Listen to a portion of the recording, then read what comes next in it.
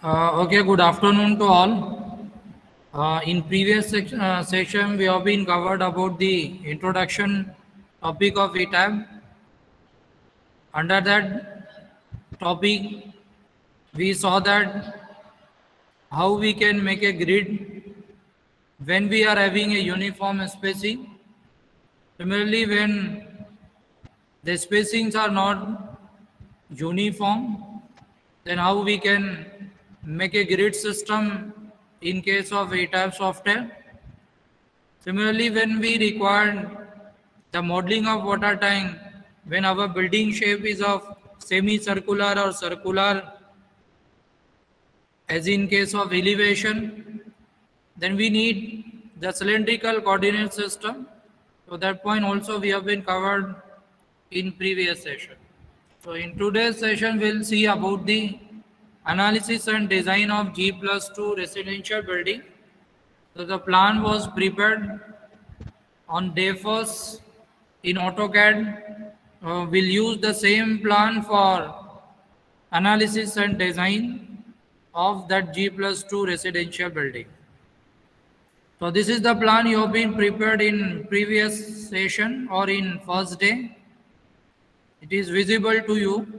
So whenever we got the plan from the architect, the very first step as a structural engineer or as a design engineer to prepare the beam layout. So first of all, by referring that AutoCAD plan, we have to prepare the beam layout. So what is the beam layout? Beam layout is nothing but it's a plan in which we are having the grid of a beam. The beams should be connected to each other. We should ensure that at the time of making a beam plan in such a way that all the beams either rest on a column or it should be rest on some other beam. The connectivity should be there. It should not be like that there is some opening like you observed in a AutoCAD plan or in developed plan. So whatever plan which is prepared by the architect, we call it as developed plan, architectural plan. So by referring that plan, we are preparing the structural plan or beam layout plan. So how to mark the beam? What is the concept we should keep in our mind at the time of preparing the beam layout? So wherever we observe the walls, under each and every wall, we are going to provide the beam at the plane level, at the ground level. Again, I am repeating how we have to start the preparation of plan. Wherever we observe a wall, as in case of architectural plan, under each and every wall, we have to provide the beam. So under each and every wall, we have to provide the beam at plane level, at ground level. Maybe when we come to floor level, we can skip some of the beam depending upon the loading, depending upon the span of beam. We can skip some of the beam, we can delete some of the beam at the floor level. But please ensure that at the ground level, we have to provide the beam under each and every wall. So that's why we follow the same architectural plan to prepare the beam layout plan. So let us look at that plan. Is there any question?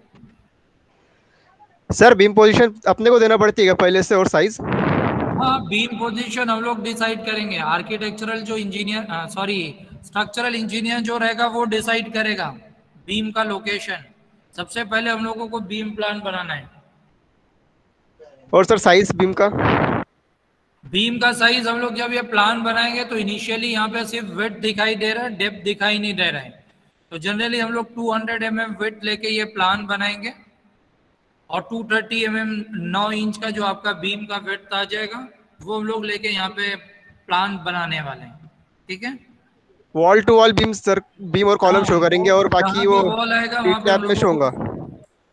Hello, क्या बोले हूँ sir ये beam inner wall के अंदर ही show करेंगे अपन plan के अंदर, उसके बाद हाँ, अपन एनालाइज प्लान के करेंगे, उसके अंदर ही बाद शो करेंगे। देखिए हम लोग उसके वही बाद प्लान बनाने जा रहे हैं, देखिए अभी। हाँ, उसके बाद कुछ डाउट रहेगा तो आप पूछ लीजिए ना। तो देखिए यहाँ पे हम लोग आर्किटेक्चरल प्लान कॉपी किए, तो यहाँ पे आपको कुछ ओपनिंग दिखाई दे रहा है, ये ओपनिंग हम लोग यहाँ क्लोज कर देते हैं।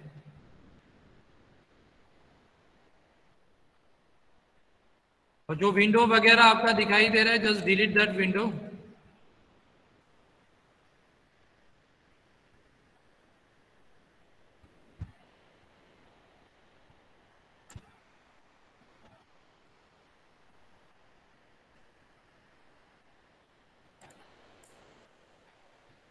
तो आप देखिए हम लोगों ने टॉप से स्टार्ट किए, ये कंप्लीट आपका बीम हो गया।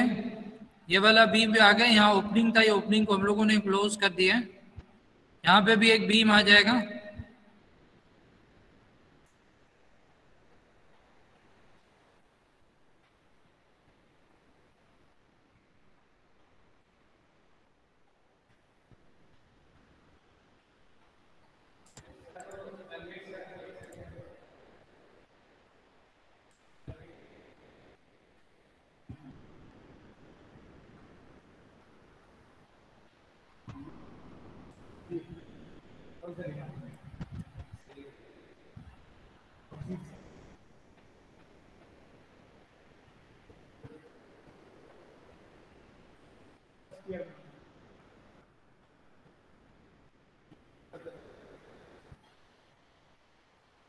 ये आपका जो किचन टेबल है, there is no need in structural plan, so we can delete.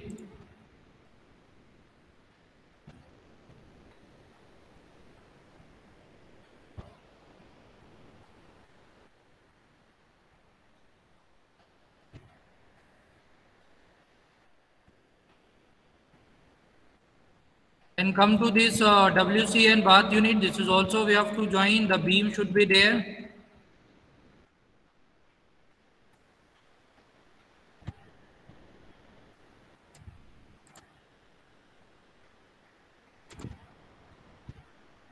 Come to the back side below.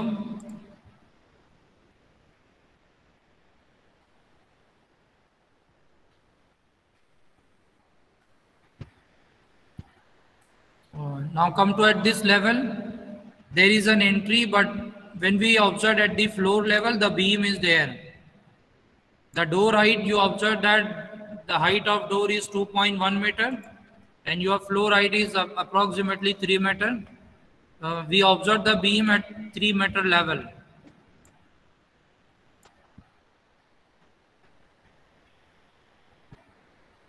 So this is how we have been prepared the beam layout. Now you can see that each and every beams are connected to each other. Okay, at the entry. Just delete this door opening.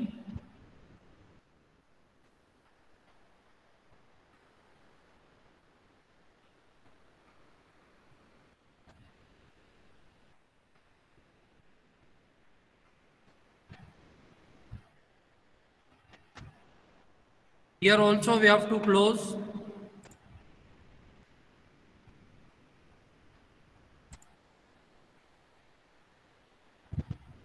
This staircase we can delete.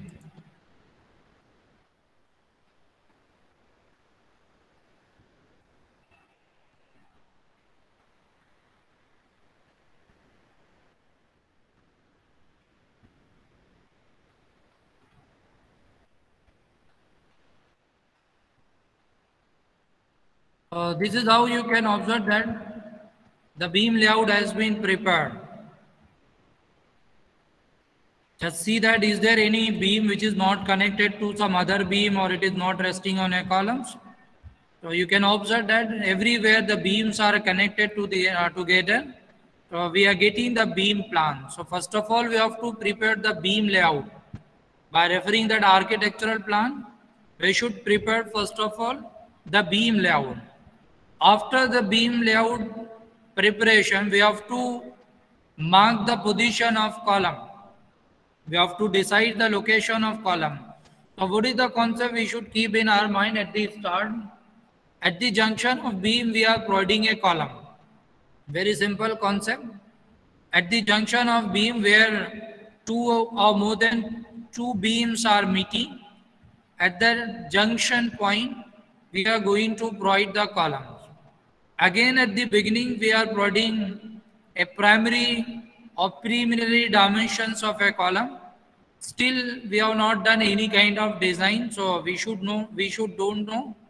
don't know about the exact size of column, but based on observation, based on experience, or based on number of projects, we can come to know that whenever we have to design at least G+2 building or G+3 building up to G+3 building, the minimum size of column we have to provide as 230 by 300 mm.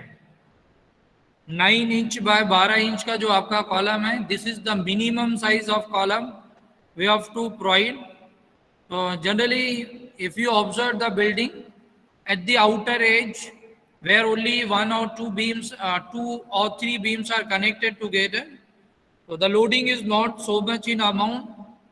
So we can provide at the outer face a small size of column, and when we go inside of the building where from all the four sides the beams are meeting or beams are joining together at particular joint inside of that building, so in that location or at that junction point, from all the four sides the loads are coming over the particular joint. So under the inside of that building, generally we provide some larger size of column. So here we can provide the minimum size of column as 230 by 450. 9 inch by 18 inch का आपको यहाँ पे column जो है वो at least provide करना है each में। अगर हम लोग बात करेंगे तो देखिए हम लोगों ने यहाँ पे कॉलम उसी लोकेशन के बेसिस पे लगा लिए।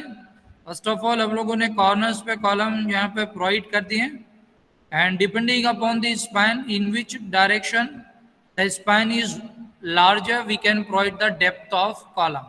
You can see that at this location we are having the span larger in horizontal direction as compared to vertical direction. That's why we have been kept the orientation of column like that. And if we come to this point, here is also the junction, and if I place the column over here, so the position or the distance between columns become very closer. That's why at this junction we are not providing a columns. Either of this location you have to provide the column. Either you have to provide at the top face as you observed in this geometry, or you may place at the bottom face, but to cover or to maintain the approximately spacing, we have been placed over the top level of these duct point. So we have been provided the column at this location and at the bottom. So this is how we have been prepared the beam layout plan, and we have been decided the position of the columns.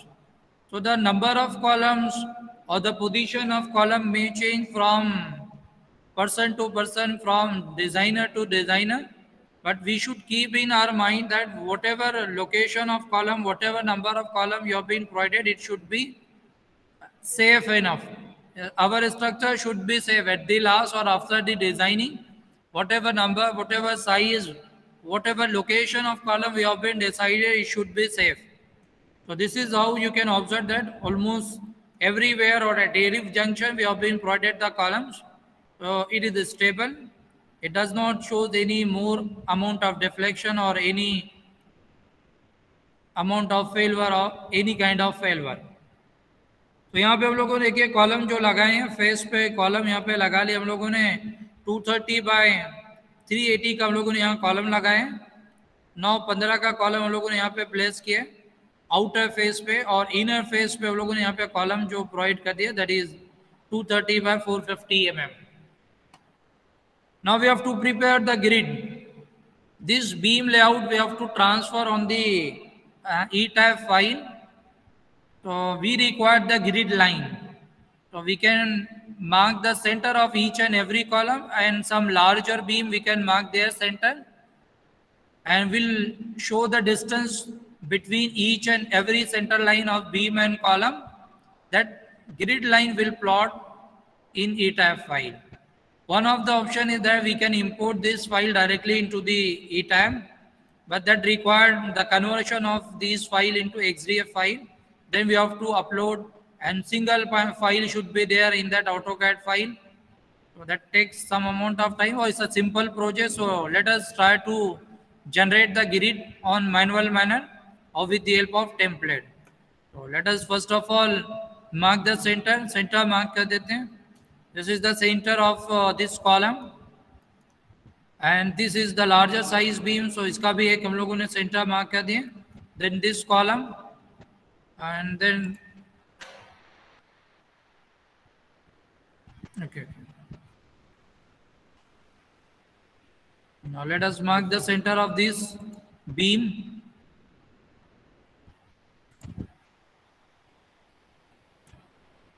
So these are the center line we have been marked. Now show the distance or spacing between them.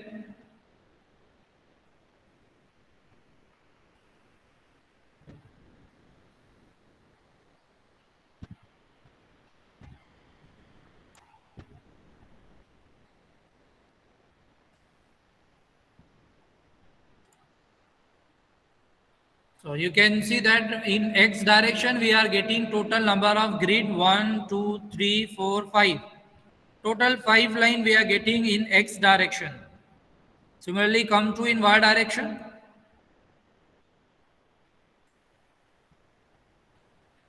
Now show the center line of beam and column along Y direction.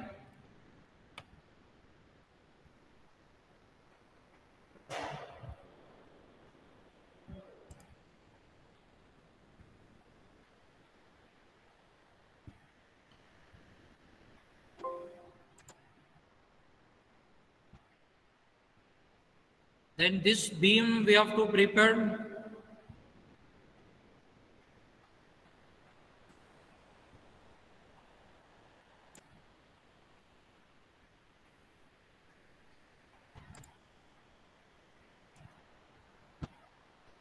And this is the last column. Now measure the distance or mark the distance between the center line.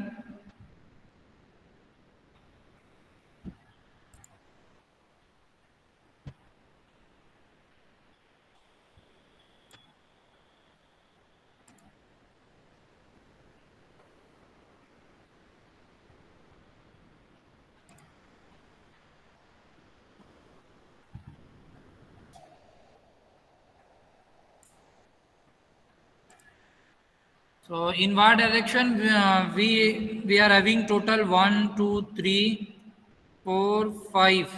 Total 5 line we have to draw 5 number of grid line we have to draw in Y direction, and in X direction 1, 2, 3, 4, 5.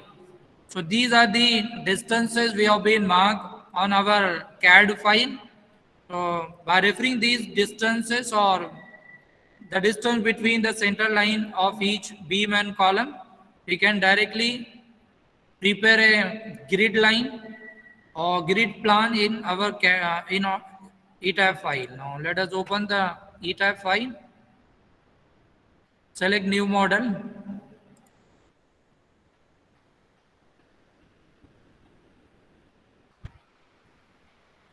Since our architectural plan was prepared with the help of feet and inch unit, so let us keep US customary unit over here.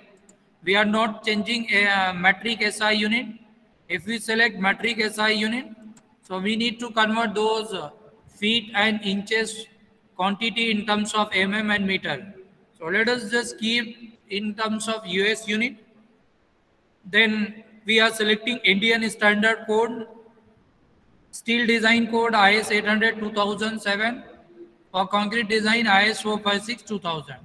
Then say OK. Then on the grid line, so since we are having a non-uniform spacing, so just click OK, or we can just click on the custom grid spacing. If we say OK, then no problem.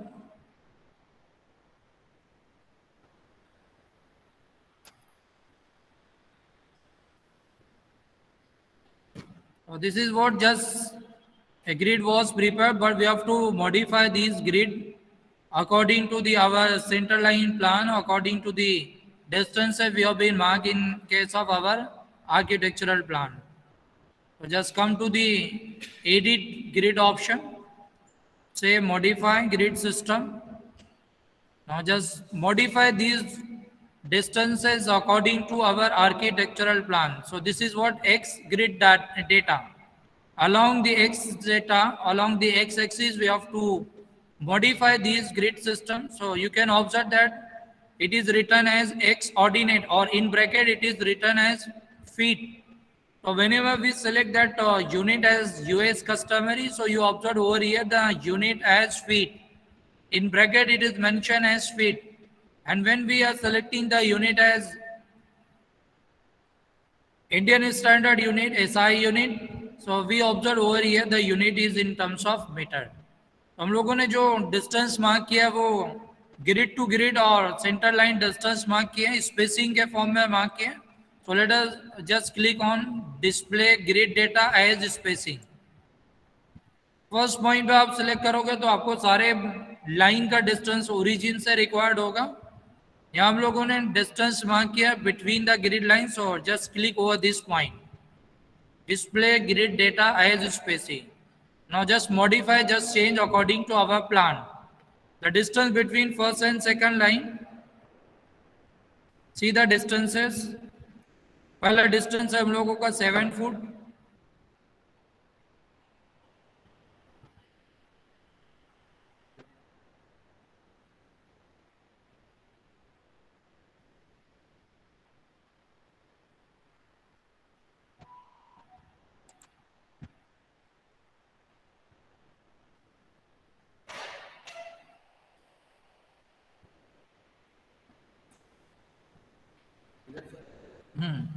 देखिए distances हम लोगों को plot करना है इन X direction.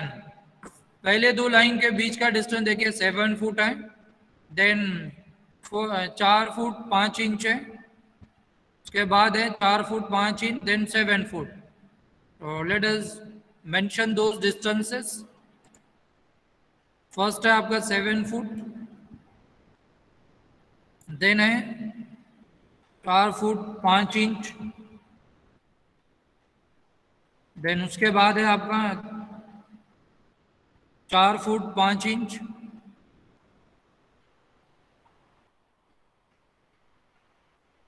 And last है आपका 7 foot.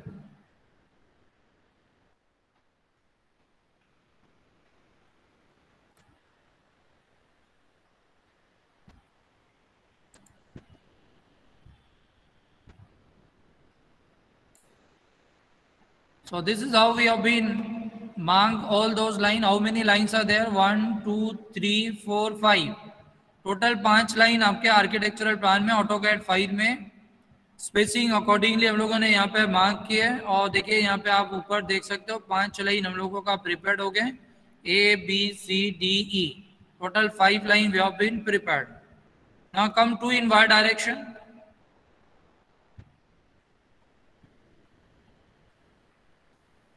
Y direction में आ जाइए. आपका पहला डिस्टेंस है 13 foot 7 inch, then 8 foot 9 inch,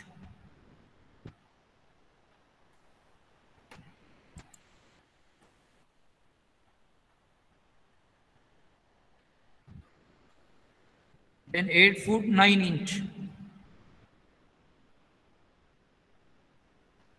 Then come to the next distance, that is 2 foot 11 inch है, 2 foot 11 inch, and then 9 foot 9 inch.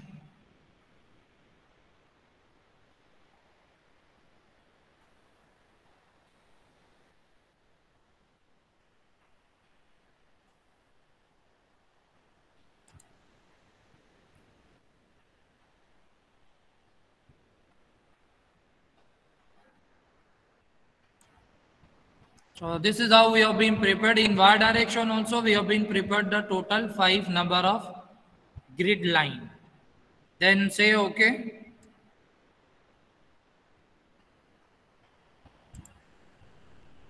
Now come to the story. Now just come to the story. We want to design for G+2 building. We want to design for G+2 building. So here you can observe that the base level. So the base level indicate the foundation level, where the foundation is to be there.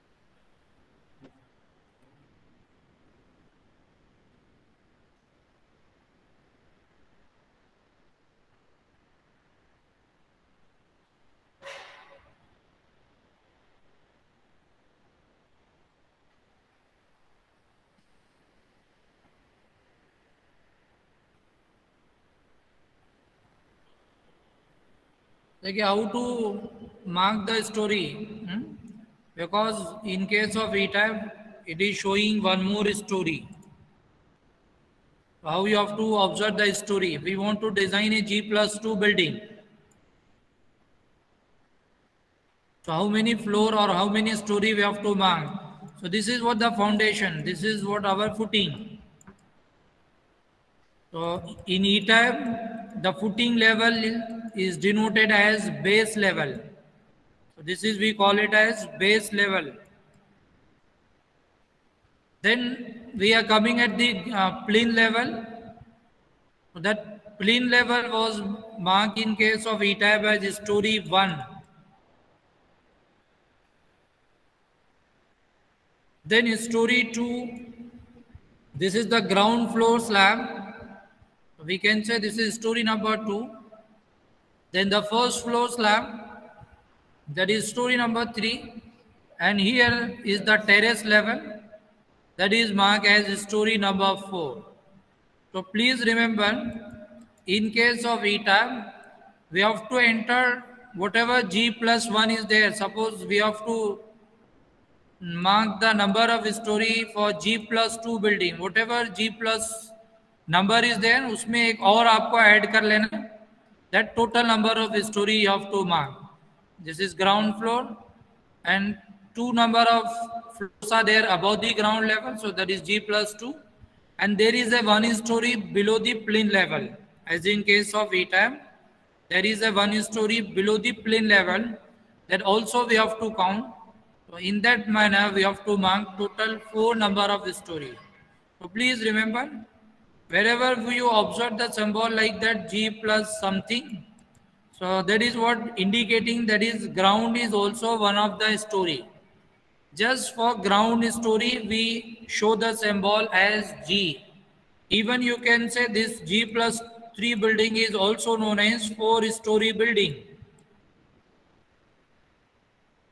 This is also we can denote as 4-story building. Please remember. So that G just we are indicating for the ground floor. Suppose if basements are there, so you have to go below the basement, and that basement number you have to add at the time of entering the number of story in the grid system. So we don't have any number of basement. So just we have to go below 1 story as a plane level, below the plane level. So this is our plane level. This is ground floor slab. And this is first floor, and this is our second floor. This is ground story, this is story number 1, and this is story number 2. So this is what G+2 building. So how many number of story we have to enter as 4. Whatever G+2, G+3 is there, add them and take +1 as a 1 story below the ground level. So in that manner, you have to put the number of story. Please remember in ETAB, we are having one extra story below the ground level, below the plane level. So generally we are taking the plane level at a height of 1.5 meter. So we may put as 5 foot, and each and every floor level height generally we consider as 3 meter, or we can say 10 foot.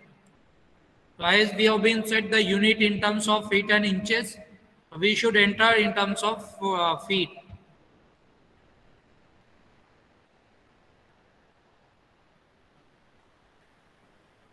So just click on modify grid.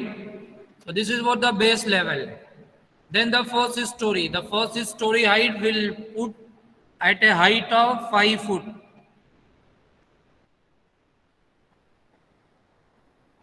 Okay. Then our next story will be of typical height, having 10 foot height, 3 meter height. So just put 10 foot.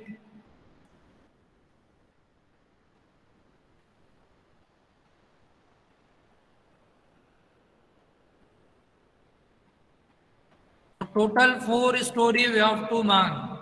Please remember, base is the foundation level, story 1 indicate. This is a plane level. If we want to edit, we can do the edit.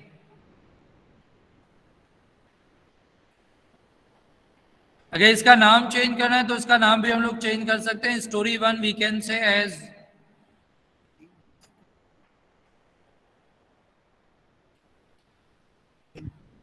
Ground floor के first floor second G+2 है ना. देखिए G+2 building है. पहला हम लोग 5 foot जो height डाले, that is from foundation excavation up to plane level. Then this is the ground floor height 10 foot. This is first floor height 10 foot. This is the second floor height 10 foot. So this is how we have been marked the entry. Next है आपका total elevation आ जाएगा. Total building height आपका 35 foot from the foundation level, from footing level. Then one more option is there, that is master story. So what is the concept of master story? We can make any one of the story as a master story, and remaining story we can set similar to that one. When we have to do the analysis of high-rise building, high-rise structure, so what happened? Almost at every floor level, the planning is typical.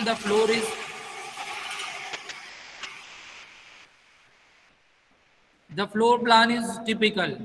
Generally, you observe that at each and every floor, the typical floor levels are there. The planning remains same.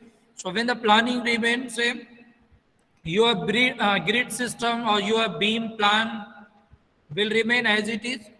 So by taking the advantage of this master story, we can set one of them story as a master, और बाकी उसके ऊपर का जो story रहेगा आप उसको similar बना दोगे. तो एक बीम, एक फ्लोर लेवल पे आप जब बीम बनाओगे, ग्रिड बनाओगे, तो सेम आपको हर स्टोरी पे एक साथ बन जाएगा. That is the advantage of master story.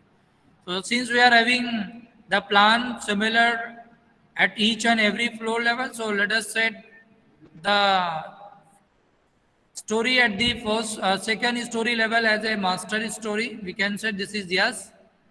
And then उसके ऊपर वाला जो story है उसको हम लोग similar कर देंगे, similar to story number 2.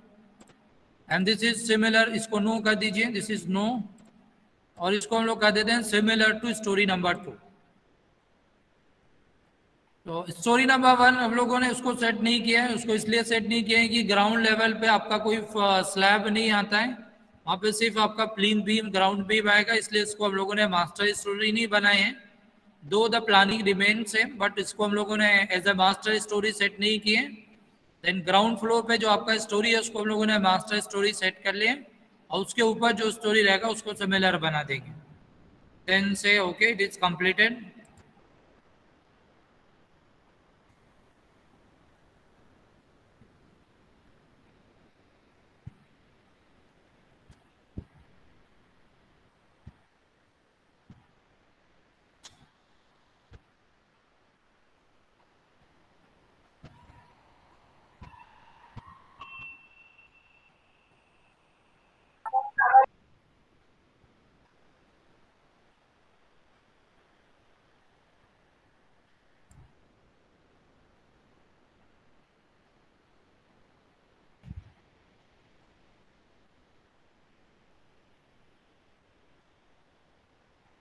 थोड़ा सा वेट कीजिए।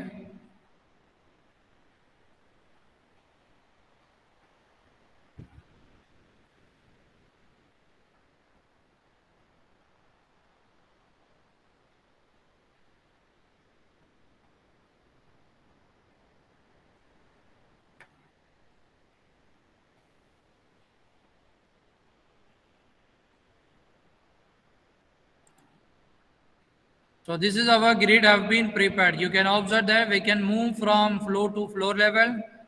When we, on the first window, it is mentioned that plan view, we are at story number 4, that will be at the height of 35 foot.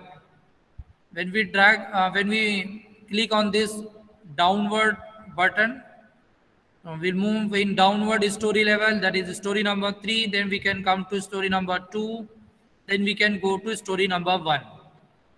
So this is how we have been prepared the grid line. It is just a reference line. Now by using this reference line, we have to plot the beam and we have to mark the column over this grid line system. Elevation में भी आप देख लीजिए, देखिए G+2 building आपका बन रहा है।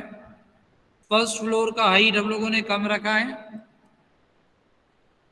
ये एलिवेशन आप फ्रंट एलिवेशन में भी देख सकते हो। So now just see that from this elevation you can see that this is base level.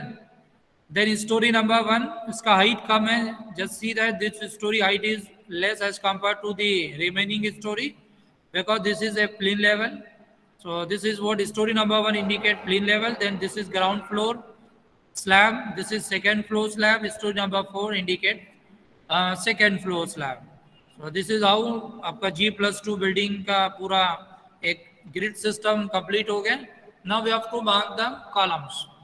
Columns हम लोगों को mark करना है. For marking the column, first of all we have to define the material. ये grid system हम लोगों का complete हो गया. Now we have to define the column or define the material. Before mentioning the section size of column and beam, first of all we have to define the material. Which grade of concrete we want to use. So since this is our normal building, so M20 grade of concrete is more than sufficient or it is more than enough. So how we have to define the material property? Define करना है. एक tab available है define word से, उसके अंदर मिल जाएगा आपको. So just click on define. Very first option is material property. Just click on that material property. So such kind of window will be open in front of you. Define material property.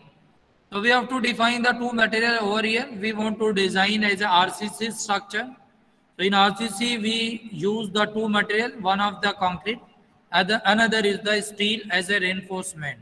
So two material here we have to define. ये memory में देखिए कुछ पहले से material define होता है, कुछ different IS code और कुछ डिफरेंट कंट्रीज के जो कोड है उसके अकॉर्डिंगली यहाँ पे कुछ मटेरियल डिफाइन है.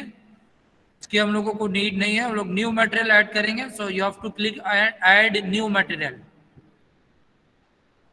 When we click add new material, such a new window will be open. So here we have to select the country as Indian.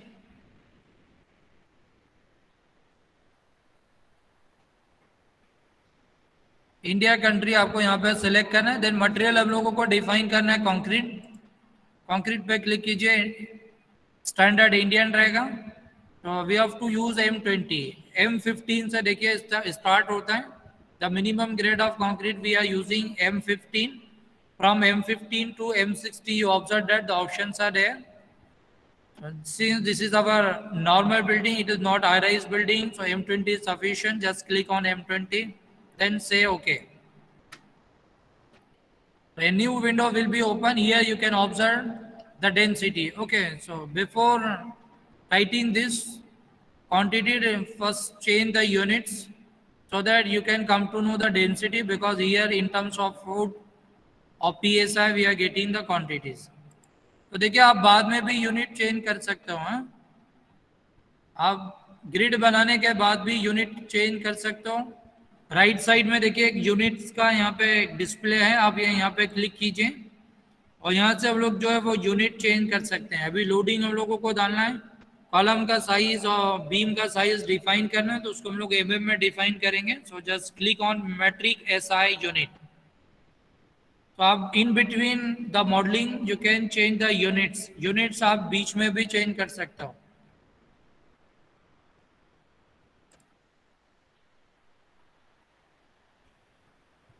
तो देख लीजिए हम लोगों का कंक्रीट का डेंसिटी होता है, हम लोग थ्योरेटिकल लेक्चर में डेंसिटी लेके चलते हैं 25। तो this is automatically calculated the density, this software 24.99।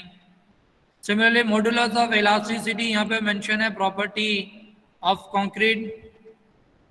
Modulus of elasticity आप निकालते हो as 4500 under root FCK। So if you do that calculation, you can come to know this amount. Poisson's ratio in theoretical manner हम लोग generally लेते हैं 0.15, यहाँ पे 0.2 है। If you want to modify, you can do it. But Poisson's ratio का यहाँ इतना इफेक्ट नहीं है। और कुछ प्रॉपर्टी मॉडिफाई करना है तो यहाँ जाके हम लोग मॉडिफाई कर सकते हैं। Then say okay. तो देखिए मटेरियल का जो डिक्शनरी है वहाँ पे एक मटेरियल ऐड हो गया M20। आप ये प्रीवियस जो है इसको डिलीट कर सकते हो। ठीक है, तो एक कंक्रीट वाला मटेरियल हम लोगों ने डिफाइन कर दिया है। Now define the new material. Steel आपको डिफाइन करना है। तो जो हम लोग रेनफोर्समेंट इस्तेमाल करते हैं RCC में, उसको यहाँ पे आपका जो E टाइप है that is known as with the nomenclature of rebar. Please don't select over here as steel. अगर आप यहाँ स्टील सेलेक्ट करोगे तो आपका स्टील सेक्शन के बारे में यहाँ पे आएगा। Whenever you are going to design steel structure, then you have to select steel. But अब लोग RCC स्ट्रक्चर डिजाइन कर रहे हैं तो आपको यहाँ पे रीबार सेलेक्ट करना है। Here in case of E-type, we are having a nomenclature as rebar for defining the reinforcement bar. So please select rebar. Steel आपको सेलेक्ट नहीं करना है, स्टील आपका स्टील स्ट्रक्चर के लिए रहेगा। तो देखिए हम लोगों का स्टील जो आता है वो FE 250 ग्रेड का अवेलेबल है, FE 415 का है, FE 500 का है। और यहाँ एक और ग्रेड मेंशन है FE 550। सो लेट अस यूज FE 500 और जो आप इस्तेमाल करना चाहोगे वो आप सेलेक्ट कर सकते हैं। जनरली मार्केट में आपका FE 500 ग्रेड स्टील अवेलेबल होता है, वो हम लोगों ने सेलेक्ट कर लिया। Then say okay. तो देखिए मटेरियल के बारे में आपका यूनिट एक मटेरियल प्रॉपर्टी वाला विंडो ओपन होता है।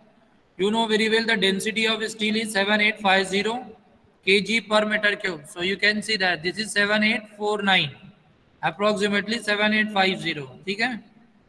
Modulus of elasticity आप number of time use किया हो। Modulus of elasticity for steel is 2 into 10 raised to power 5.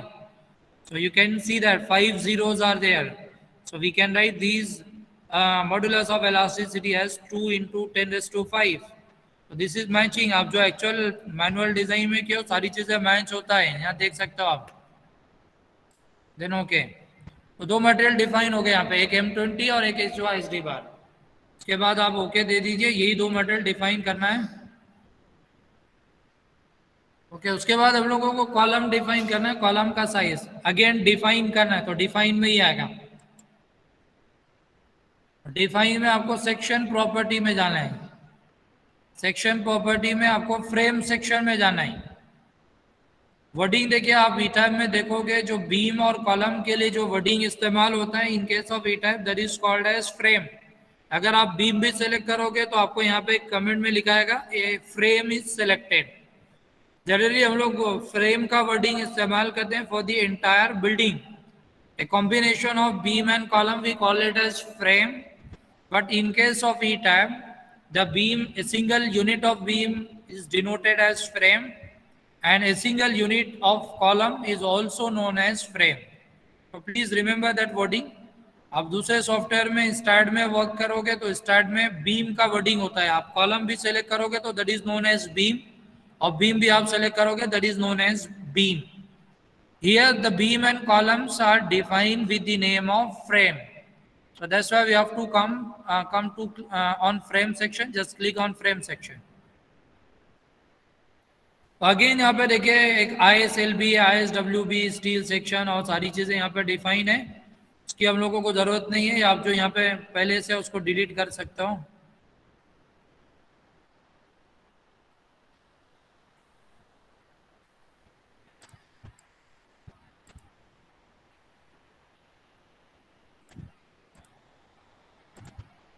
तो एटलीस्ट देखिए एक रहेगा, अब इसको डिलीट करने जाओगे डिलीट नहीं होगा। हाँ? एक जो है ये मेमोरी में यहाँ पे रहेगा, एक स्टिल जो भी सेक्शन यहाँ पे रहेगा। We have to define the new section, just click on add new property.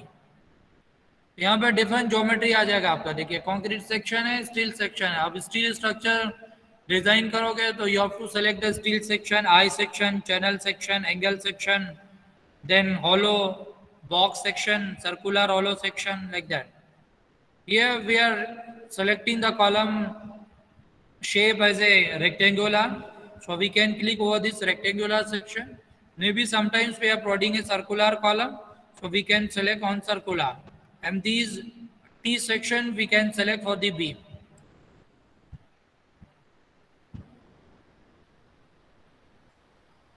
तो देखिए इस तरह से ज्योमेट्री आएगा हम लोगों के सामने।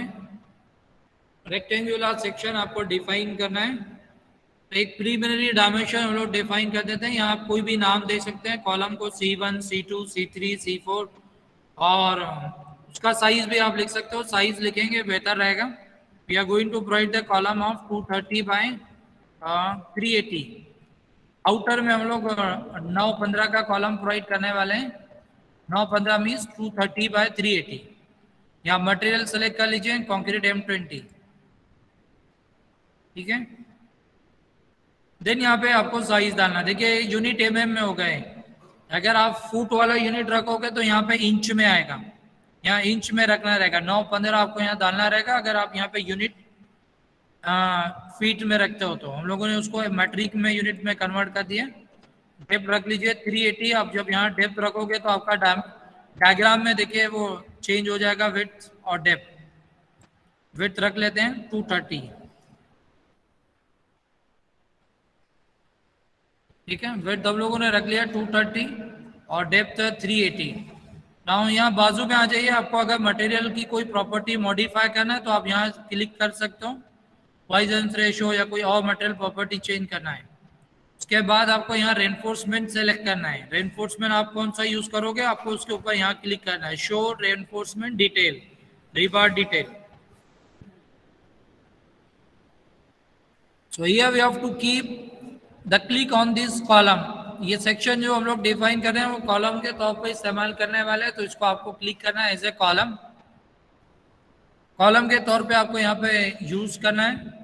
देन लॉन्जिट्यूडिनल बार हम लोग इस्तेमाल करें, Fe415 डिफाइन किए, HYSD 500 is a grade of steel we have been define, उसके ऊपर क्लिक कीजिए। देन कन्फाइनमेंट बार जो आपका टाई आता है ना, टाइज, लेटरल टाइज, उसका ग्रेड भी हम लोग ले लेते हैं Fe500। अगर आप एक और मटेरियल डिफाइन करोगे तो यहाँ एक और ऑप्शन आ जाएगा, Fe250 भी आप ले सकते हो। उसके बाद बाकी और कोई चीज़ आपको यहाँ चेंज करने की जरूरत नहीं है। Then say okay, then we have to say okay. तो देख लीजिए यहाँ एक कॉलम हम लोग का डेफिनेशन में आ गया है, डिक्शनरी में आ गया। उसका नाम हम लोगों ने दे दिया C230 बाय 380। एक और कॉलम डिफाइन कर लेते हैं जो मिडल लाइन में हम लोग प्रोवाइड करने वाले हैं, ऑफ साइज 230 बाय 450, 9-18 का कॉलम। अगेन उसी तरह से आपको रिपीट करना है। नाम दे दीजिए इसका 230 बाय 450। मटेरियल सेलेक्ट कीजिए M20, डेप्थ डाल दीजिए यहाँ पे आपका 450, देन विड्थ आ जाएगा 230। एनफोर्समेंट में आ जाइए, यार एनफोर्समेंट सेलेक्ट करना है आपको, HYSD 500, then say okay.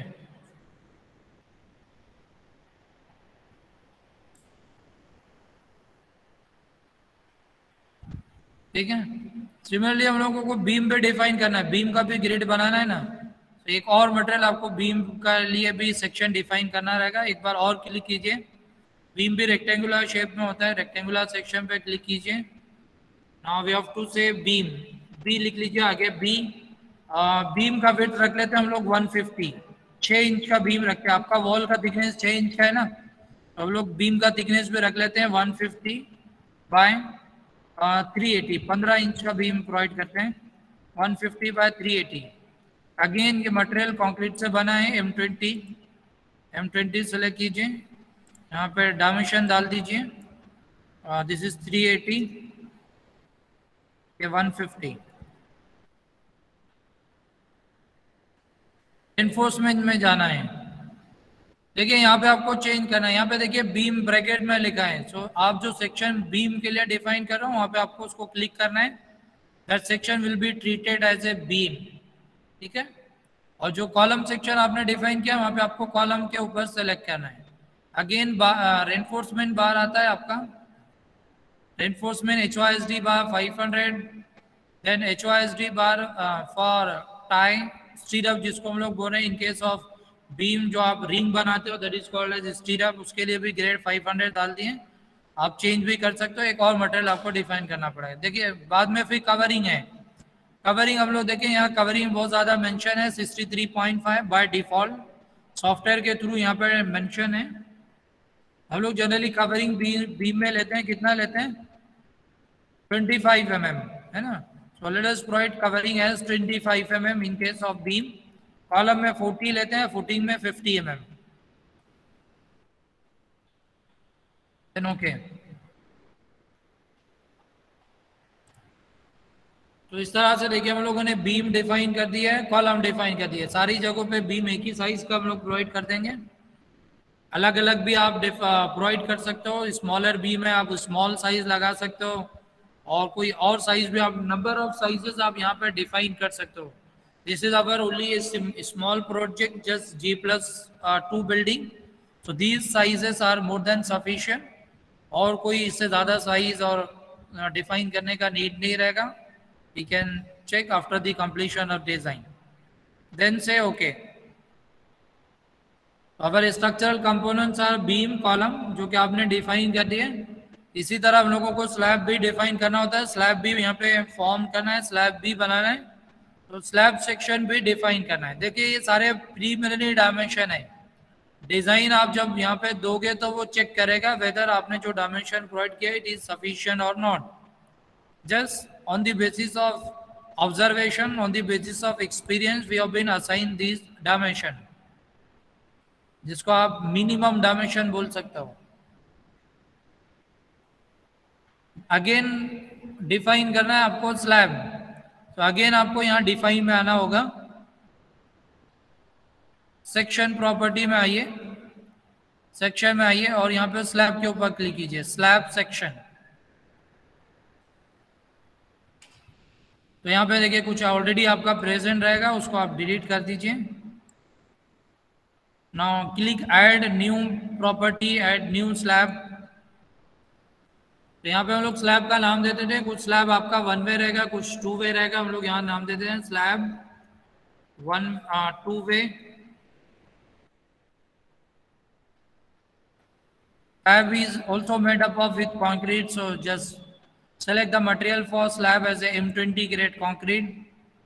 Then please select this is add membrane. यहाँ पे आपको membrane select करना है। आप कोई cylindrical elements use करोगे तो आप उसको shell और shell as a thin element design करोगे। कोई डोम आपको डिजाइन करना है, आप यहाँ पे shell structure लोगे, हम लोग slab डिजाइन करें, so that will be treated as membrane. Then यहाँ पे आपको थिकनेस डालना है। जनरली हम लोगों का थिकनेस होता है 5 inch, that is 125 mm। Just put 125 mm। आप फुट में रखोगे तो यहाँ इंच में रखना रहेगा। तो एक स्लैब डिफाइन कर दिए, एक और डिफाइन कर लीजिए 1 वे।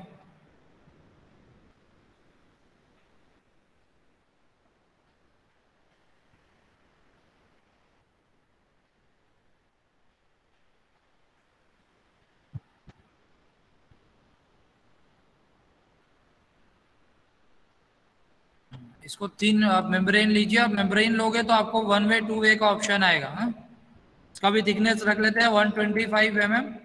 तो आप जब यहाँ क्लिक करोगे as a 1 way, use special 1 way distribution, then this slab will be acts as a one way. अगर आप यहाँ क्लिक नहीं करोगे चेक बॉक्स में तो this will be treated as a two way slab. आप यहाँ पे नोमेनक्लेचर आपने पुट किया है, यहाँ पे जो भी नाम डाले हैं ना ये हम लोगों ने डाले. नाम डालने से नहीं काम चलेगा, यहाँ पे आपको क्लिक करना रहेगा.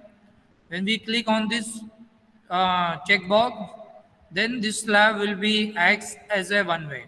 अगर हम लोग इसको क्लिक नहीं करेंगे so this slab will behave like a two way.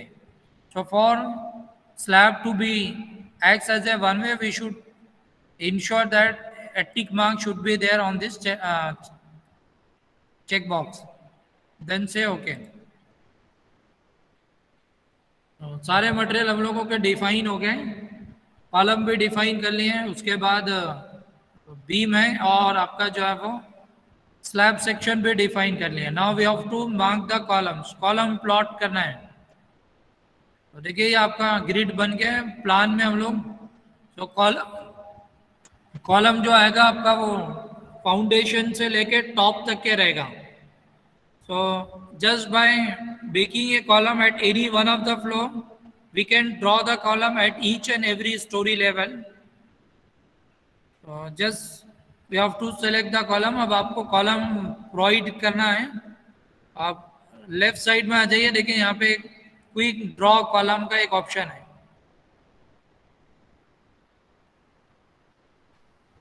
यहाँ पे देखिए एक ऑप्शन है quick draw column. When we click over here तो यहाँ एक विंडो ओपन होगा. देखिए प्रॉपर्टीज ऑफ ऑब्जेक्ट. तो which column we want to provide at which location, यहाँ से आपको सेलेक्ट करना है. अभी यहाँ देखिए लिखा है steel column. So when I move the cursor over here you can observe that the section is of I section. ये सेक्शन आई सेक्शन है ना. हम लोगों ने कॉलम जो डिफाइन किया वो आपको सेलेक्ट करना है. तो यहाँ से आपको सेलेक्ट करना रहेगा.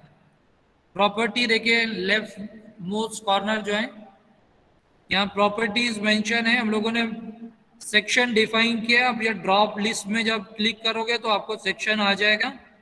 सो when we click on that section you can observe the all the section which is available. दो कॉलम हम लोगों ने डिफाइन किया, एक 230 बाय 380 और एक कॉलम हम लोगों ने डिफाइन किया 230 बाय 450. ये कॉलम आपको सेलेक्ट करना रहेगा. Just click over that column and when we move the cursor on outside तो आपको ये कॉलम दिखाई देगा. तरह से देखिए आपको कॉलम दिखाई देगा. सपोज ये कॉलम हम लोग यहाँ कॉर्नर्स पे लगा देते हैं.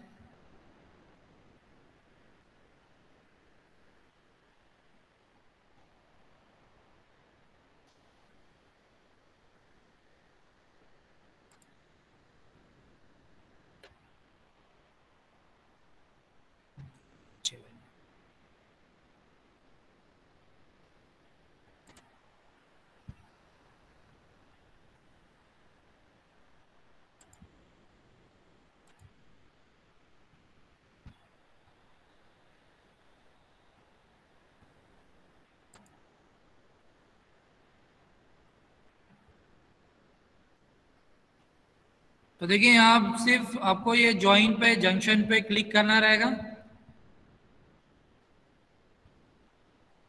प्लीज इंश्योर दैट जब तक कि आपका ग्रिड पॉइंट इस तरह से वर्डिंग लिखा नहीं आएगा जब तक कि आपको क्लिक करना नहीं है. नहीं तो आपका कॉलम कहीं भी लग जाएगा. कहीं भी लगा सकते हो, यहाँ भी लग जाएगा. देखिए यहाँ कॉलम आपको प्लेस नहीं करना है. Column should be at the junction. इसीलिए हम लोगों ने ग्रिड बनाए हैं so that the column should be at exact position.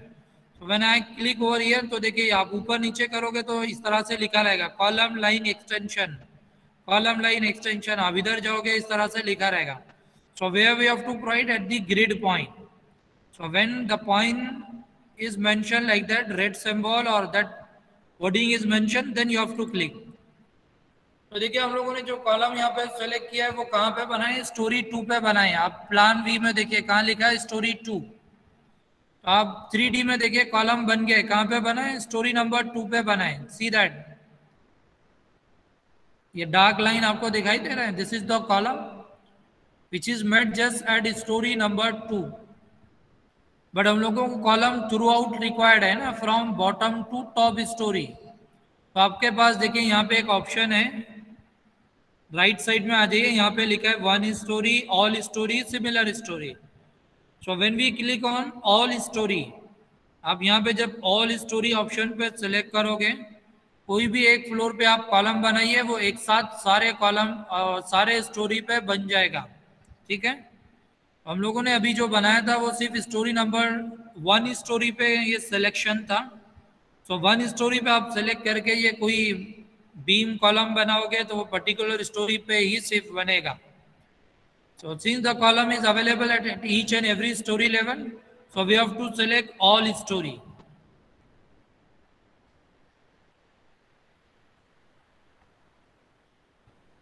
तो ऑल स्टोरी लेके सपोज हम लोग यहाँ पे कॉलम प्रोवाइड करते हैं।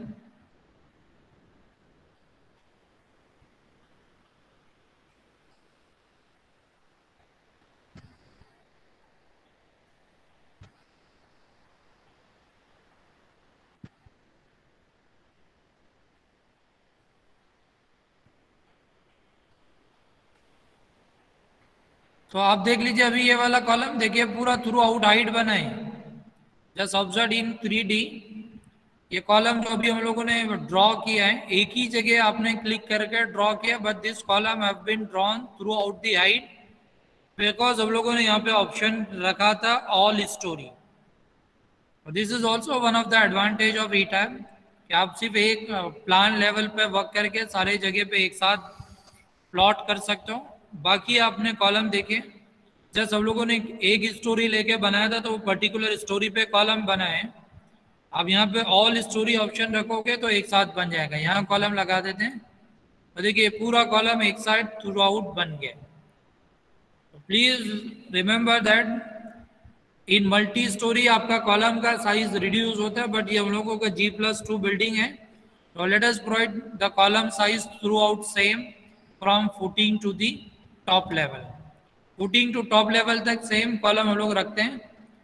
तो इसलिए हम लोग क्या करेंगे, एक साथ और एक ही साइज का कॉलम थ्रू आउट हाइट लगा देंगे। ये रैंडम लगाए थे, ये सारे कॉलम डिलीट कर देते हैं। एक और ऑप्शन देखिए, हम लोग जब ये कॉलम के ऊपर आप क्लिक करोगे, ये कॉलम है ना, कॉलम के ऊपर आप क्लिक करोगे तो राइट में आपको यहाँ पे राइट में देखिए एक विंडो रहेगा, आपको वहाँ देखना रहेगा। आप जो भी पॉइंट सेलेक्ट करते हो यहाँ कलर चेंज नहीं होता है। आप स्टार्ट प्रो में देखोगे, आप कोई सिलेक्शन करते हो तो that item colour indicate with the help of red colour.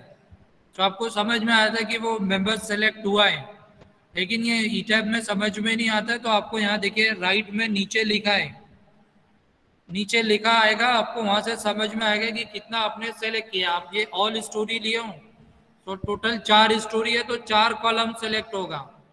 जैसे कि अभी आपको बताया गया कि आप कॉलम पे सेलेक्ट कीजिए, बीम पे सेलेक्ट कीजिए। ई टैब में वर्डिंग जो है वो फ्रेम का वर्डिंग है, तो यहाँ पे आपका फ्रेम लिखा रहेगा। You can see that here it is mentioned that 4 frame selected। 4 column आपका सेलेक्ट हो गया और 5 ज्वाइन आएगा। आप यहाँ पे भी देख सकते हो 3D में हैचिंग लाइन से आपका यहाँ पे मार्किंग है कि ये कॉलम आपने सेलेक्ट किया है।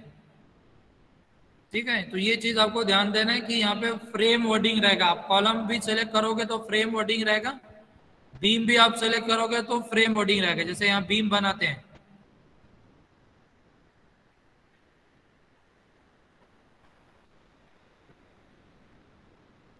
देखिए बीम सही से बनानी है ना। अभी हम लोगों ने वो पॉइंट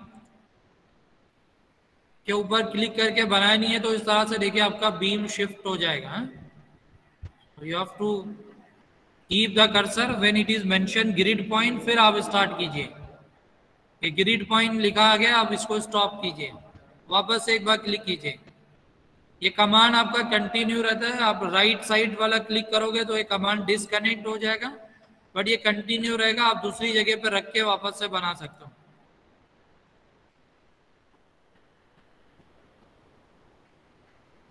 और आपको ये कमांड एंड करना है तो आप यहाँ पे सेलेक्ट के ऊपर सेलेक्ट कर दीजिए सेलेक्ट ऑब्जेक्ट, तो ये कैंसिल हो जाएगा। तो देखिए ये बीम बनाए हम लोगों ने, दीज आर दी बीम। तो आप बीम के ऊपर भी सेलेक्ट करोगे ना तो वहां पे फ्रेम लिखा आएगा। नीचे देखिए what is mention, it is mention that 4 frames selected। So please ensure that whether you have been selected a column and beam, it is all having a nomenclature of frame। Even आप steel structure में truss बनाओगे ना, तो truss के जो member रहेगा तो आप ट्रस का मेंबर भी सिलेक्ट करोगे, तो that is also having a nomenclature of frame. So whatever member we have been drawn or we have been selected, all are known as with the nomenclature of frame. ठीक है.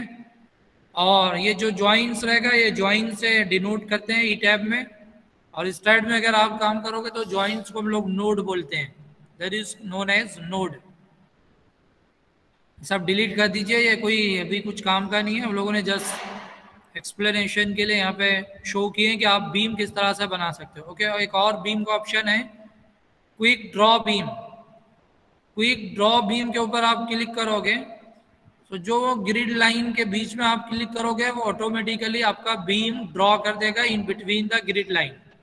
देखिए ये दोनों grid line है, आप यहाँ पे click कीजिए, यहाँ बीम बन जाएगा. ठीक है. तो अगर आपका grid line column two column आपका ग्रिड लाइन बना है, बीच में और कोई ग्रिड लाइन नहीं है, तो ये बेस्ट ऑप्शन होता है. जैसे इसकी बात करेंगे, यहाँ पे देखिए ये कॉलम से ये कॉलम के बीच में कोई ग्रिड लाइन नहीं है, हम लोग यहाँ डायरेक्टली क्लिक कर देंगे, बीम बन जाएगा. अगेन ये बीम भी हम लोग बना रहे हैं बाय टेकिंग ऑल स्टोरी. तो हर स्टोरी पे बनेगा, ऊपर से लेके नीचे तक हर स्टोरी पे ये बीम बनेगा. This is one of the option to draw the beam, that is called quick draw beam. और दूसरा एक ऑप्शन है, आप पॉइंट लेके बनाना है, ये वाला ऊपर वाला. नहीं ऊपर वाला ऑप्शन आप जब सेलेक्ट करोगे तो आपको पॉइंट डिफाइन करना रहेगा. सपोज ये वाला पॉइंट है, ग्रिड पॉइंट लिखा है, जब भी आपको क्लिक करना है, फिर उसके बाद आप नीचे ले जाइए. तो ऐसा जरूरी नहीं आप नेक्स्ट ग्रिड पॉइंट तक के जाओगे, आप कहीं तक भी ये जा सकते हो. This is the advantage. तो इसमें आप जहां लेके जाना है, इंक्लाइन भी बना सकते हो इस तरह से. इंक्लाइन बीम भी आप इससे बना सकते हो. इसी तरह देखिए यहाँ से स्टार्ट करना है या आप नीचे तक जा सकते हो, जहां तक जाना है आप वहां तक के बीम बना सकते हो. तो क्विक ड्रॉ बीम वाला ऑप्शन, अगर आपको कॉलम टू कॉलम कोई है, बीच में कोई ग्रिड लाइन नहीं है, then that is the best option. ठीक है. तो now let us mark the beam and column according to our architectural plan. एक बीम लेआउट हम लोगों ने प्रिपेयर किया है.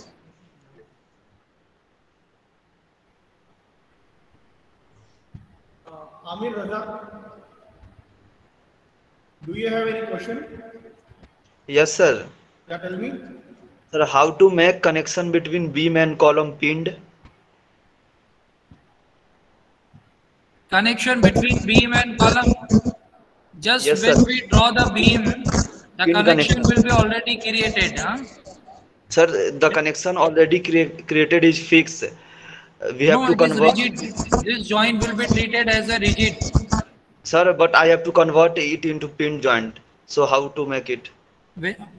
Pardon, please. Please repeat again what you want to ask. Sir, the connection between beam and column is rigid automatically, but if we want to convert it into pin joint, connection between beam and Then you column. have to release that joint. Huh? There is How an to option to fix- release. Okay, when how we to draw release that, when we draw that plan completely, then we discuss about how we can release that joints. Huh? Okay, You okay, sir. have to Thank you. release the moment. When we release the moment, that will be converted into pin joints. Okay. Sir, okay, sir. Discuss on this also. Okay. Okay. So just this is we have been discussed in general manner.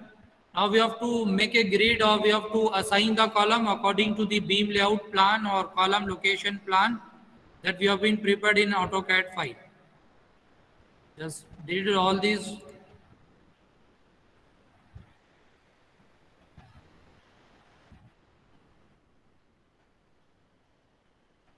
देखिए सारी चीजें हम लोगों ने delete कर दिया. ये आपका रेफरेंस प्लेन यहाँ पे प्रेजेंट है. Now just refer the AutoCAD file to mark the columns. Column mark करना है आपका, कहाँ पे column है, accordingly we have to mark. So let us begin from the bottom. So देखिए ये वाला यहाँ पे एक कॉलम है फर्स्ट लाइन पे, फर्स्ट ग्रिड पे.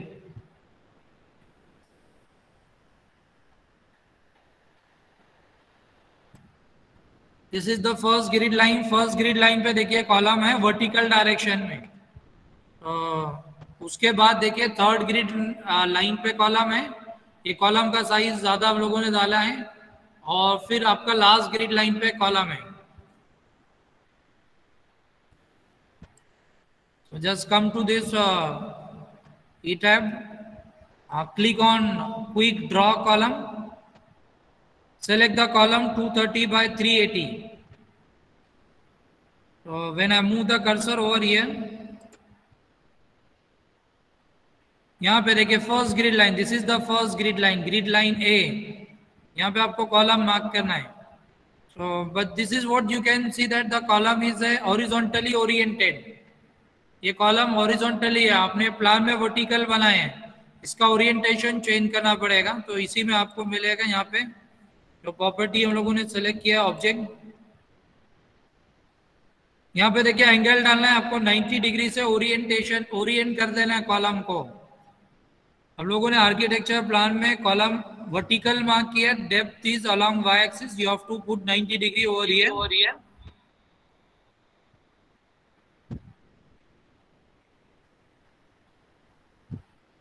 90 डिग्री आपको यहाँ पे पुट करना है। Then when we put 90 degree, अब बाहर आप क्लिक कीजिए, देखिए वो कॉलम वर्टिकल हो गया, ओरिएंटेशन चेंज हो गया। जस्ट क्लिक ओवर हियर, ये ग्रिड पॉइंट है, यहाँ पे क्लिक कर दीजिए। देन लास्ट वाला यहाँ पे भी एक लास्ट ग्रिड पॉइंट पे कॉलम है, सेम साइज का है, वर्टिकल में है, इसको यहाँ पे लगा दीजिए। ठीक है, अभी ऊपर आइए। देन वाई डायरेक्शन का जो सेकंड ग्रिड लाइन है ना, ये वाला, यहाँ पे कॉलम लगाना है बाहर के फेस पे। ये सेकंड नंबर की लाइन यहाँ पे कॉलम है, ग्रिड पॉइंट लिखा आएगा जब भी आपको क्लिक करना है। और ये वाले फेस पे भी है। ठीक है, नेक्स्ट के ऊपर देखिए आपका थर्ड नंबर पे नहीं है, फोर्थ नंबर की जो लाइन है वहां पे कॉलम है। This is the fourth number line, यहाँ पे कॉलम है। फोर्थ नंबर के लाइन पे आ जाइए। This is fourth number, grid line number 4, यहाँ पे लगाना है।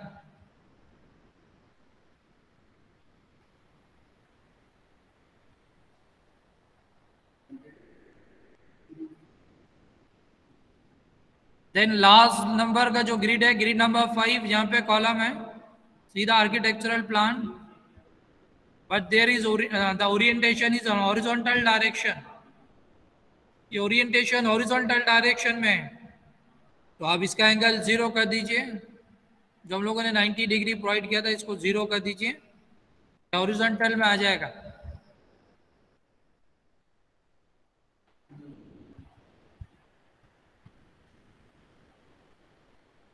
So this is how we have been marked all the outer column, even you can see in 3D.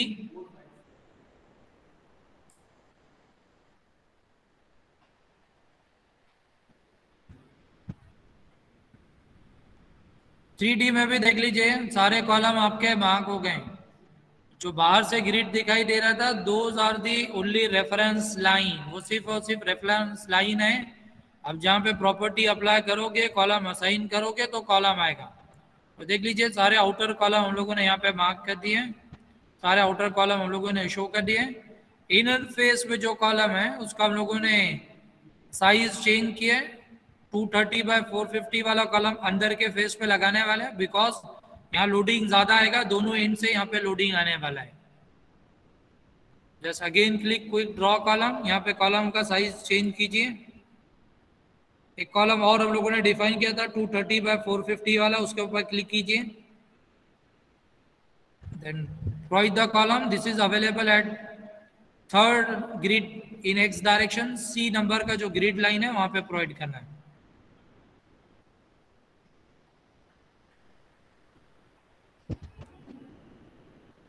हाँ, यहाँ पे वर्टिकल है, ये इसको आपको 90 डिग्री प्रोवाइड करना है।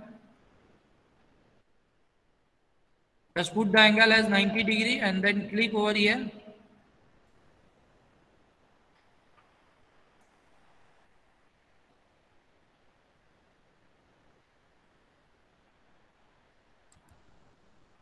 So this is how we have been marked all the columns. Just see that total 1, 2, 3, 3 to 6, 9, 12. 12 columns आपके architectural plan में, all the 12 columns at their exact location we have been marked. Just refer that architectural plan or AutoCAD file. जहाँ हम लोगों ने column mark किया था, आप देख लीजिए सारे कॉलम हम लोगों ने मार्क कर लिए हैं. Now show the beam. Beam draw करना है. Now we have to draw the beam. Beam draw करना है, तो ये आउटर साइड के बीम जो है पहले वो ड्रॉ कर लेते हैं हम लोग. Let us draw first of all the outer side beam, देन जो इनर साइड के जो स्मॉल बीम है वो हम लोग बाद में ड्रॉ करेंगे. देखिए बाउंड्री में पूरा आउटर साइड में बीम है, वो ड्रॉ कर लेते हैं. Now take the beam command.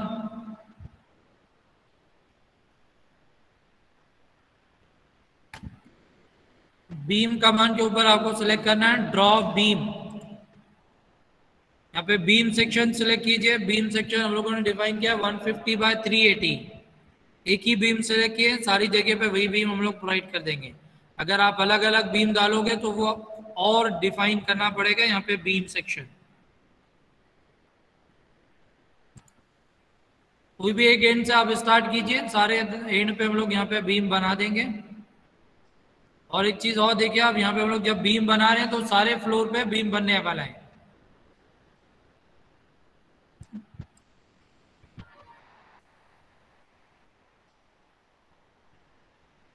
Grid point लिखा आएगा जब भी आपको क्लिक करना है. देखिए आप 3D में देखिए यहाँ बीम बन गया है. At all floor level the beam have been drawn. 3D में देख लीजिए. आगे कंटिन्यू कर लेते हैं.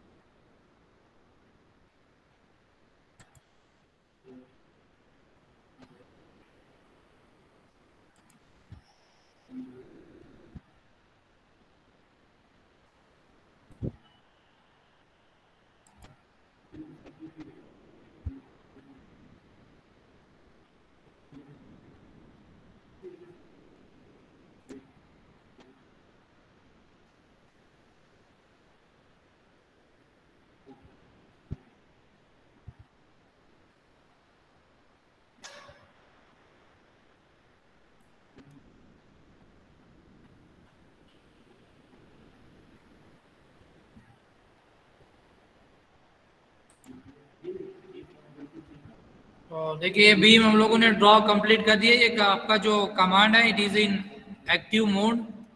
Just click on right click कीजिए. आपका कमांड जो है वो कैंसिल हो जाएगा बट बैकग्राउंड में ऑन रहेगा. अगेन आपको जो पॉइंट से वापस से ड्रॉ करना है आप वहाँ पे क्लिक कीजिए, वो कमांड आपका एक्टिव हो जाएगा. यहाँ से हम लोगों को यहाँ पे भी बनाना है. Just come on this point.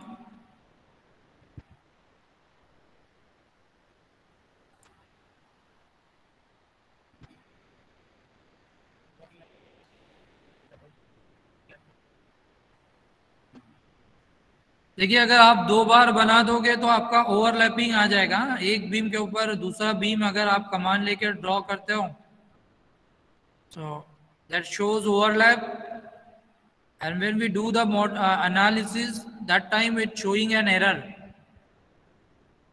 So please ensure that at the time of drawing a grid only one time you have to draw all the beams and column. अगर आप एक बार और बना दोगे तो ओवरलैप हो जाएगा और ये ओवरलैप दिखाई नहीं देता है. आप जब रन एनालिसिस करोगे तो फिर वहां पे आपको एरर शो करेगा. इन दैट एरर आपको कमेंट में आएगा कि कहाँ पे आपका कौन सा बीम का नंबर आपने डबल बनाए. So this is how we have been drawn all the outer beams. सारे outer beam हम लोगों ने यहाँ पे draw कर लिए. Now we have to mark the inner beam. ये longer edge beam जो है, longer size beam वो पहले mark कर लेते हैं. ये पूरा एक complete beam है, यहाँ से यहाँ तक ये वाला एक beam है.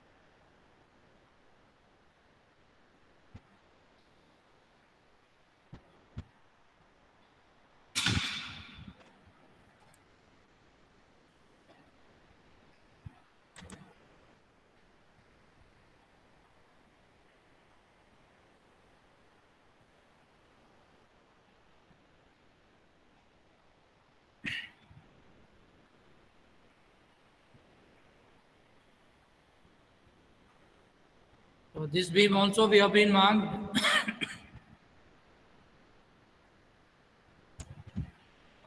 Now come to the AutoCAD drawing. Where is the next beam? This is what the beam. This is the beam at 1, 2, 3.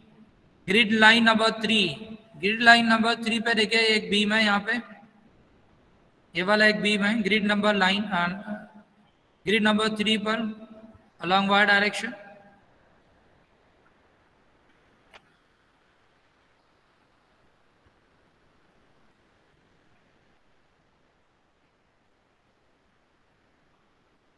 This is the grid number 9, number 3.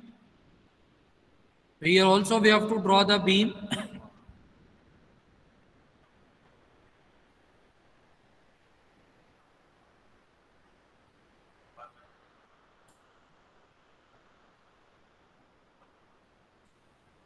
Okay, next.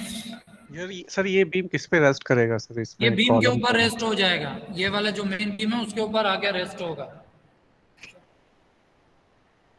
ये वाला जो बीम है ना हम लोगों का, ये वाले बीम के ऊपर रेस्ट करेगा. These beam acts as a secondary beam and these are acts as a primary beam. You can see in a 3D. आप 3D में देख सकते हो ये बीम के ऊपर हम लोगों ने यहाँ पे रेस्ट कराए हैं. Okay sir.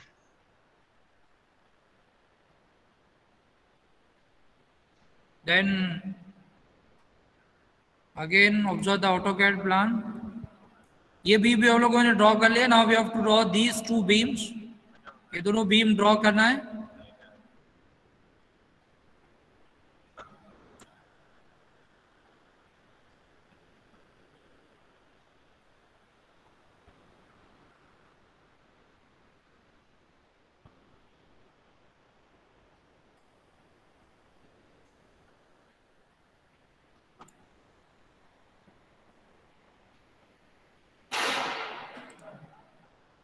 This is how we have been drawn the beams. इसके अलावा भी देखिए कुछ बीम हम लोगों के प्लान में अभी रिमेनिंग है, आप देख सकते हैं. ये बीच में देखिए आपका जो ये पोर्शन है WC बाद, उसके बीच में एक पार्टीशन वाला है, वॉल है. ग्राउंड लेवल पे आपको ये बीम डालना पड़ेगा. फ्लोर लेवल पे आप नहीं भी डालोगे चलेगा, पूरा एक साथ संग स्लैब हम लोग प्रोवाइड कर सकते हैं. But at ground level these beams are required and again these beams are remaining. ये वाले बीम भी हम लोगों के रिमेनिंग है, जो कि आपका डक का यहाँ पे बीम है, यहाँ तक के स्लैब रहेगा, यहाँ पे डक रहेगा. तो यहाँ पे भी हम लोग को बीम प्रोवाइड करना है. So this is we can draw directly just by observing the dimension by taking offset. Offset का मान एक आपने AutoCAD में स्टडी किया होगा. एक ऑफसेट डिस्टेंस डाल के भी एक आप लाइन ड्रॉ कर सकते हो, ऑफसेट डिस्टेंस मेंशन करके. तो हम लोग यहाँ पे ऑफसेट कमांड का इस्तेमाल करके ये बीम का लाइन मार्क कर देंगे, क्योंकि ये स्मॉल साइज बीम था. Just see that it's a very small beam. इसके लिए हम लोगों ने अलग से ग्रिड लाइन नहीं बनाए. अगर आप इसके लिए भी ग्रिड लाइन बनाते तो so many grid line will be there and that may complicate to your geometry or your structure. तो इसलिए हम लोगों ने डायमेंशन ये बनाए. Just see the major distance measure कर लेते हैं ये कितने डिस्टेंस पे है. ऑफसेट लेके हम लोग यहाँ पे जो है वो बीम बना लेंगे.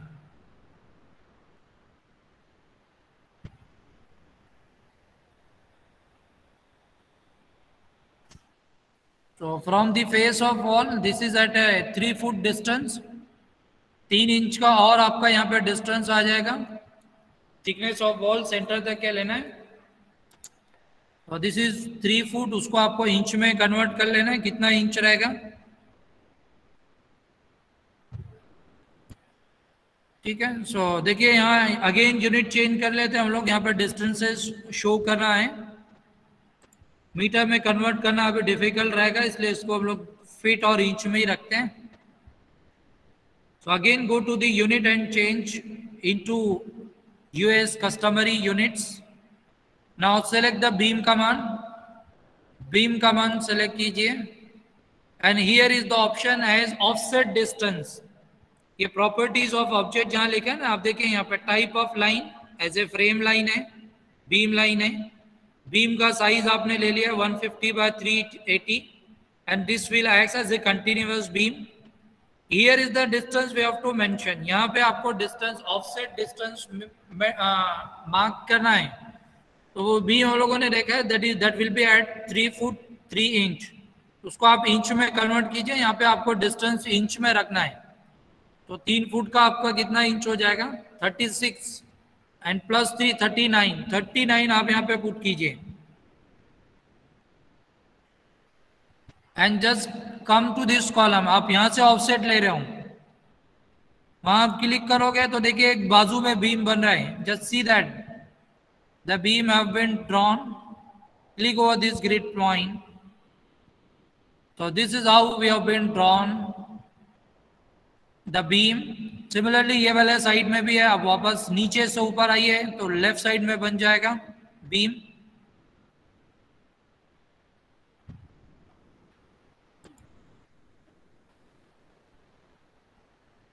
तेरी आवाज जाएगी. तो ये बीम देखिए हम लोगों ने बिना ग्रिड लाइन के बनाए हैं. Without forming a grid line. These beam we have been created on a quick manner just by using the offset method or offset distance. Repeat again. हाँ देखिए एक और आ गया. यहाँ पे हम लोग बाजू में बनाने वाले हैं. अगर किसी को समझ में नहीं आया होगा तो ये वाला डक का भी बीम मार्क करने वाले आपको समझ में आ जाएगा. तो देख लीजिए ये आपका जो WC बात का है उससे अंदर ये वाला लाइन है. आपके आर्किटेक्चर प्लान में देख लीजिए बराबर बना है कि नहीं. अंदर बना हुआ है बराबर है. के बाद ये वाला देखिए लाइन है ये भी बनेगा आपका.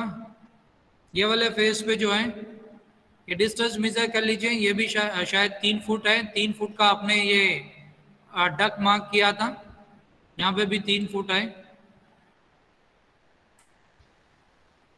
हाँ ये भी 3 फुट डिस्टेंस है आपका. इसको भी हम लोग 39 इंच डाल देते हैं. Just mention the offset distance 39 है. Just click on this column. तो देखिए आपका राइट साइड में बन रहा है. ऊपर से नीचे आओगे आप राइट साइड में बनेगा. नीचे से ऊपर जाओगे तो आपका लेफ्ट साइड में वो लाइन बनेगा. प्लीज रिमेम्बर हम लोगों को राइट साइड में ड्रॉ करना है. So just go below the point from where we have been click on.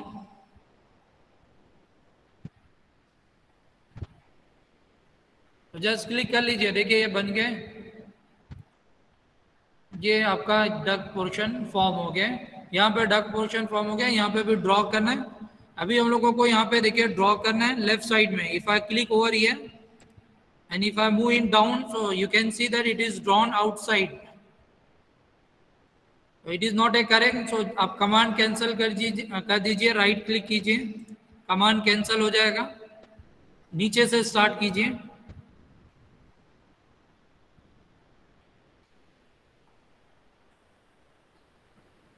Sir ये पोर्ट बीम रहेगा ना. हेलो क्या बोले हो. ये पोर्ट बीम रहेगा ना सर. नहीं हम लोग इसको नॉर्मल बीम डाल रहे हैं. नॉर्मली डाल रहे हैं. It is up to you. You can provide as a hidden beam as a port beam as per requirement, as per the availability of space. But हम लोग यहाँ पे नॉर्मल बीम डालें, वो आपका डिटेलिंग वाला पार्ट आ जाएगा, how you have to treat that beam. यहाँ पे आपका कोई पोर्ट बीम और इन्वर्टेड बीम और ऐसा कुछ नहीं रहेगा. डिटेलिंग में हम लोगों का वो आ जाएगा, आप डिटेलिंग उसके अकॉर्डिंगली और कनेक्शन उसके अकॉर्डिंगली आप शो करोगे. ठीक है, ठीक है सर. तो दिस इज ऑल्सो कंप्लीटेड. एक और बीम हम लोगों को ड्रॉ करना है यहाँ पे बीच में. ये आपका जो स्लंग स्लैब वाला पोर्शन है, यहाँ बीच में हम लोगों को एक बीम प्रोवाइड करना है. तो देख लीजिए उसका डिस्टेंस कितना है आर्किटेक्चरल प्लान में. From this and what is the distance?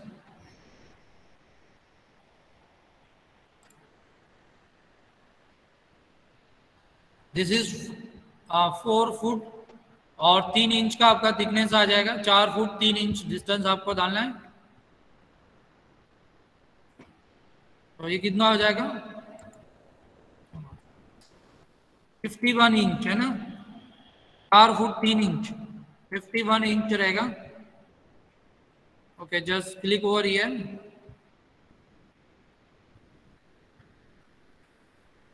नीचे बन रहे हैं ना, आपको फिर ये वाले पॉइंट से लेना पड़ेगा.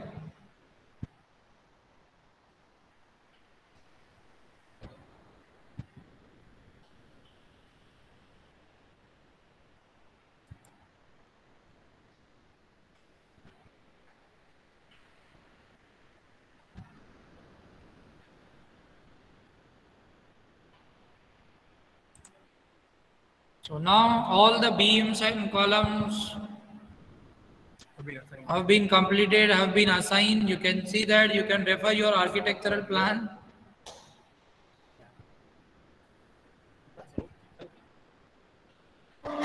So if you are having any doubt, this is also one of the quick commands.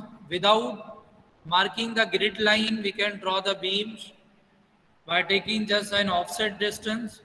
So very small beam or whatever inside the beams are there, we can draw all those beams just by taking the offset distance.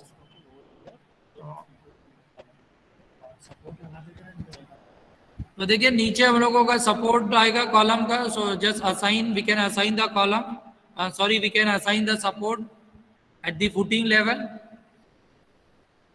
तो यहाँ पे आपको 1 story करना होगा. Just make a 1 story. ये हम लोगों ने ऑल स्टोरी लेके सारा ड्रॉ किए हैं. अगर हम लोग यहाँ ऑल स्टोरी रखते हैं, ठीक है, ऑल स्टोरी रखते हैं, आप बेस लेवल पे आ जाइए. बेस लेवल पे आपको सपोर्ट असाइन करना है. ये हम लोगों का हो गया बेस लेवल. तो ये जो कॉलम हम लोगों ने असाइन किया वहां देखिए प्लस मार्क आ रहे हैं. That plus mark is the indication of that here the columns are there. So if I select all those joints, ये सारे जॉइन अगर हम लोग सिलेक्ट करेंगे ड्रैग करके इस तरह से, तो आप देखें यहाँ जॉइन कितना सेलेक्ट हुआ है, 60 जॉइंट्स.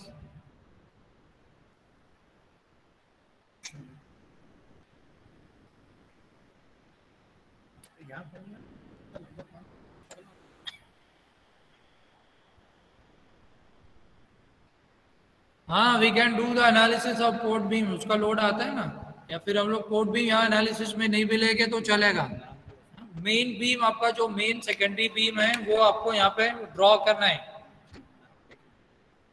मुजीब है ना, पोर्ट बीम हम लोग जनरली एनालिसिस में नहीं लेके आते हैं.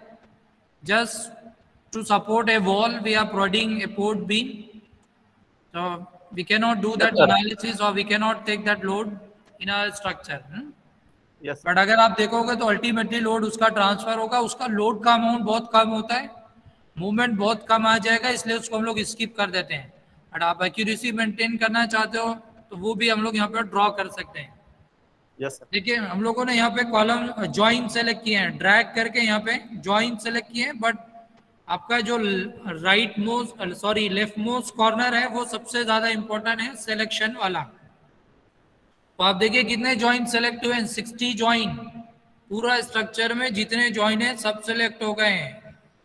आप प्लान में बॉटम लेवल पे हो, लेकिन आप जब ड्रैग किए हो तो सारे जॉइंट सेलेक्ट हो गए हैं. रीजन इज दैट यहाँ पे आपका ऑप्शन है ऑल स्टोरी।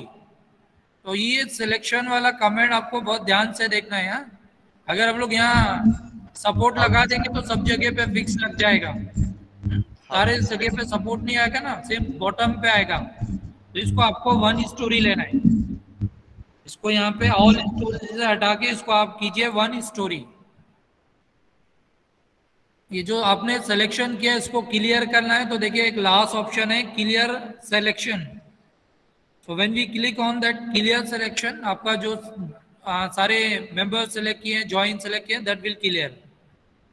तो देख लीजिए यहाँ भी कोई कमेंट नहीं लिखा है, यहाँ कोई सिलेक्शन नहीं है।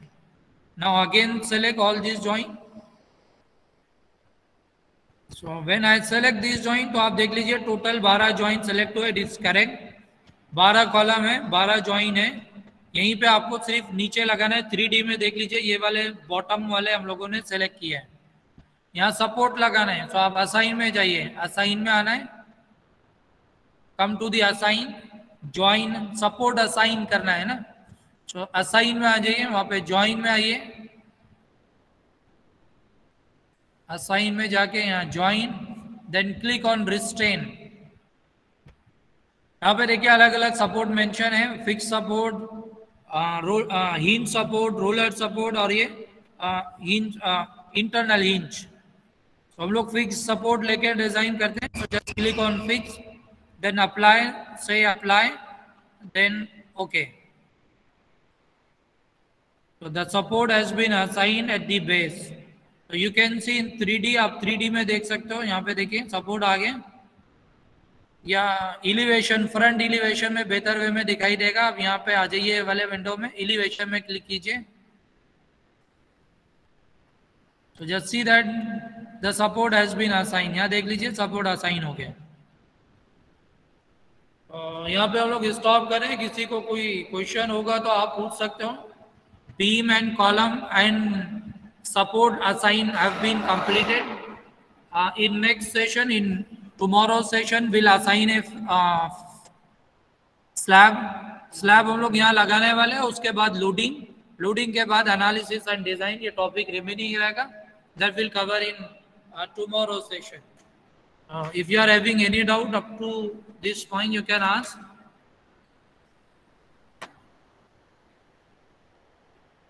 We'll continue this topic in next session. Beam, column और ये सपोर्ट असाइनमेंट में किसी को कुछ डाउट होगा तो आप पूछ सकते हैं।